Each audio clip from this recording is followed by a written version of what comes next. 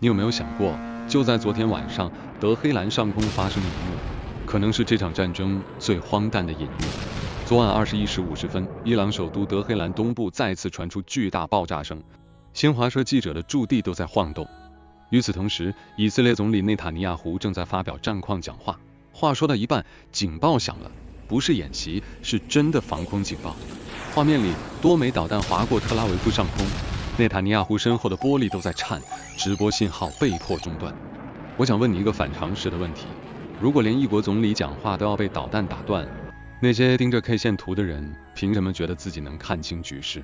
今天是2026年3月14日，以色列对伊朗的军事行动进入第15天。就在昨晚，特朗普宣布美军对伊朗石油出口枢纽哈尔克岛发动猛烈空袭。以军说，2周来已经空袭伊朗7600多次，打死4000到5000名伊朗官兵。伊朗新任最高领袖穆杰塔巴发表声明，不会放弃复仇，将继续封锁霍尔木兹海峡。所有人都在问，会不会打成第3次世界大战？但我告诉你，真正的大戏根本不在战场，而在另一个地方。那个地方没有硝烟，但有人在今天一觉醒来，账户少了6位数。我给你讲几个昨天发生的细节，每一个都和你钱包有关。第一个细节，霍尔木兹海峡，全球石油运输的大动脉，现在是什么景象？伊朗武装部队昨天又放出狠话，任何属于美国、以色列的船只都是合法打击目标。200多艘油轮和液化天然气船飘着等通行，140多艘集装箱船进退两难。国际能源署说了一句话，我建议你刻在心里，这是全球市场史上最严重的石油供应中断。第二个细节，也是我认为最关键的，昨天美债市场出现了一个罕见信号，10年期美债收益率冲到 4.28%， 创下1个月新高。这意味着什么？这意味着打仗，美国就要多花钱，就要多发债。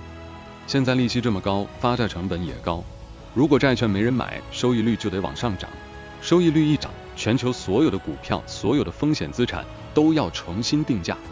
隔夜美股3大指数全线收跌，纳指跌了 0.93%， 脸书跌近 4%， 苹果跌超 2%。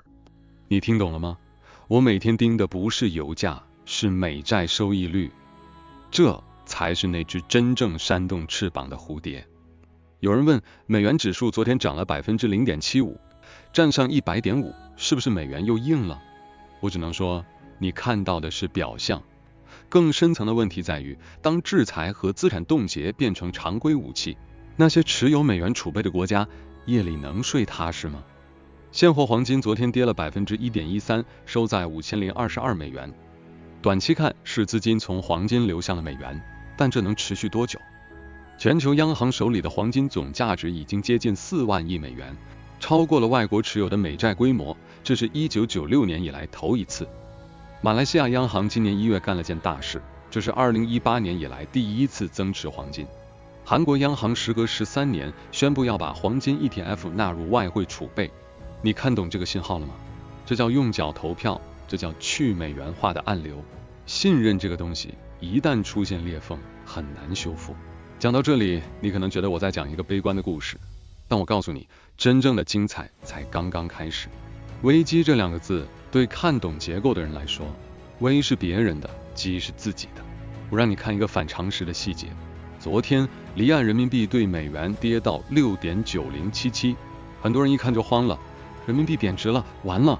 但你仔细想想，欧元跌了多少，韩元跌了多少，日元跌了多少，印度卢比跌了多少？人民币是所有主要货币里最稳的，没有之一。为什么？因为这次冲击和我们所处的周期和以往完全不同。2022年俄乌冲突时，全球还在低利率狂欢，现在呢？欧洲、日本、韩国这些经济体对海外能源依赖度高达 60%， 我们呢？不到 20%。 这意味着什么？当能源成本高企，那些耗能高的竞争对手，欧洲的化工厂、日韩的冶炼厂，他们可能要先扛不住。昨天德国 DAX 指数跌了 0.8%， 法国跌了 0.95%， 英国跌了 0.43%。 我们的制造业凭借完整的产业链和新能源的先发优势，反而可能在这一轮洗牌中拿到更多全球份额。这就是我反复说的，真正的赢家不是追涨杀跌的人，而是看懂结构的人。再讲一个别人没提的角度，现在全球市场的核心情绪支柱是什么？是 AI。但如果战争打下去，军费挤压其他支出，科技投资的节奏会不会变？如果利率一直下不来，科技公司的估值模型会不会承压？很多人把战争和科技看成两个平行世界，但资本市场是一个整体，一条线动，其他线都会跟着抖。现在的局势像不像一场全球压力测试？3月18日，美联储就要开议息会议了。现在美国第4季度 GDP 增速从 1.4% 大幅下修到 0.7%， 就业市场也在降温，但油价在100美元附近晃荡，通胀又被抬起来，鲍威尔被夹在中间，降息怕通胀失控，不降息怕经济衰退，这就是政策困局。所以我的态度非常明确，不要用短期的情绪去对抗长期的变局。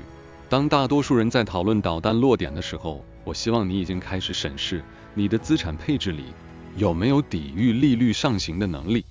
当大家都在抢黄金的时候，我希望你看到真正的大趋势是各国央行在战略性的重构储备体系。最后，我想用3句话与你共勉。第一句，打仗打的是弹药，金融打的是信心。第二句，导弹落地的那一刻，金融市场的心跳才刚刚开始。第3句，也是最重要的一句，在这个碎片化的世界，做那个看清结构的人。点赞关注，我们下期接着拆解市场的深层密码。